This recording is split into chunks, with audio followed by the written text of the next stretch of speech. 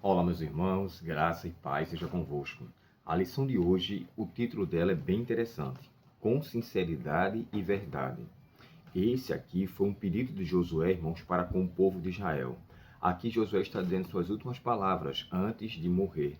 E ele pede com que o povo faça de fato uma análise de sua vida e reconheça Deus como o autor de todos os benefícios que tinha concedido. E ele pede ao povo de forma suplicante que eles se entreguem a Deus de forma integral.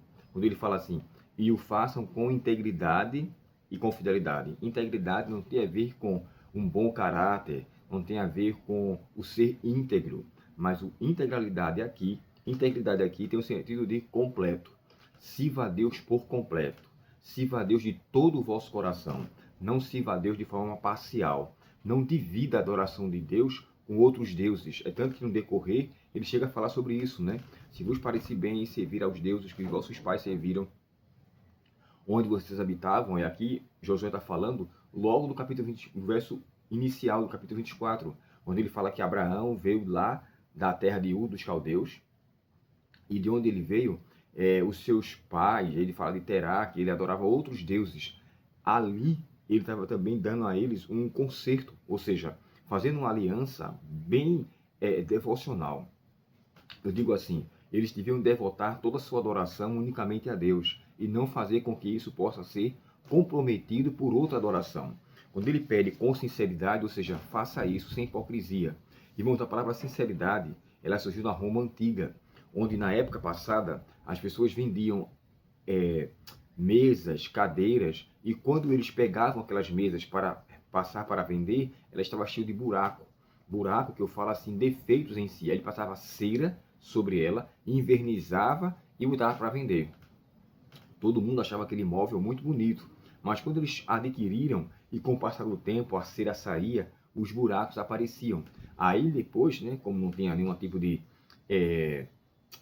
como é que eu posso dizer assim, auxílio para as pessoas, não tinha como ir ao PROCON, a uma justiça para recorrer àquele prejuízo, eles tinham que, infelizmente, acabar ficando com aquela situação. Então, quando as pessoas compravam esses objetos, eles perguntavam se eles eram sine cera, ou seja, sem cera, sem nenhum tipo de subterfúgio, alguma coisa que pudesse estar por trás.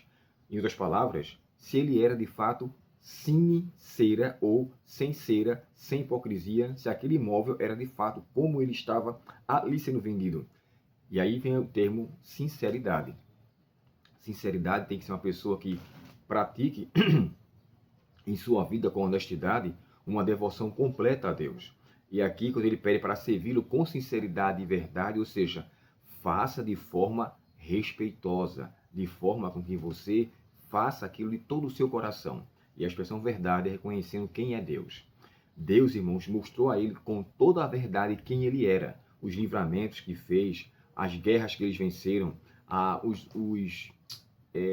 os grandes milagres que Deus fez em prol deles lá no Egito. Tudo isso ele devia, veja, olha só para mim e analise com verdade. Se os deuses quem vocês recorrem, ele pode fazer o que eu fiz. Nenhum deles poderia fazer nada. É tanto, irmãos, que quando Josué fala sobre isso, ele acreditava que tinha ali ainda pessoas que eram devotos aos seus deuses, aos deuses pagãos. O comentário bíblico adventista, falando sobre isso, ele diz assim, ó, Josué sabia que ainda naquele momento a idolatria era praticada em segredo por alguns israelitas, mesmo que exteriormente houvessem acabado de expressar grande zelo contra o qual a aparência acabado de expressar grande zelo contra qualquer aparência desse ato. Muitos dos que hoje, olha que coisa interessante, muitos dos que hoje fazem grande alarde de ser cristãos, assim como os israelitas acariciam no coração algum ídolo secreto, com o passar do tempo, tal ídolo, se não for removido, acabará por anular toda a vida cristã e se tornará a ruína da alma. Se eu sei que existe algo em mim que deve ser mudado e eu ainda não quero, e fico ali apresentando um culto dúbio, um culto duplo, adorando a Deus, mas no meu coração alimentando a pornografia, alimentando a licenciosidade, alimentando uma conversa indecente com alguém na rede social, alimentando um mal em meu coração, pode ficar certo. Se esse mal não for banido, ele será ruína para a minha perdição lá na frente. E aqui eu concluo com as palavras de Jó, 28, verso 28. O temor do Senhor é o princípio do saber, e o afastar-se do mal, o entendimento. Eu acredito, irmãos, que esse texto de Jó, como ele é muito mais antigo do que o texto de Provérbios 1, verso 7, onde Salomão diz assim, o temor do Senhor é o princípio da sabedoria. E ele para aí. Só que Jó complementa, e o afastar-se do mal é o entendimento.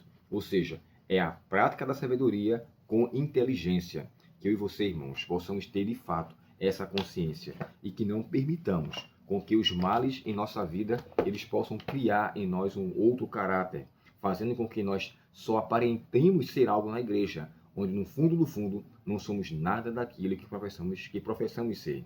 Que Deus, portanto, nos auxilie e que eu e você sirva a Deus sem hipocrisia, sem mácula, sem defeito, com sinceridade e também com verdade. Porque o temor que aqui ele fala é o temor de respeitar a Deus. Respeite a Deus em sua plenitude e Deus com certeza terá prazer em se manifestar para você e para mim também. Vamos orar?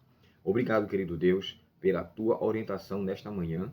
Pedimos-te que o Senhor nos auxilie, Pai, para que possamos temer o teu nome, respeitar a tua presença e levar avante a tocha da salvação. Perdoa, querido Pai, nossos pecados e nos dê neste dia a tua santa paz, em nome de Jesus. Amém. Deus muito te abençoe, um ótimo dia e até o próximo estudo, se Deus quiser. Até logo.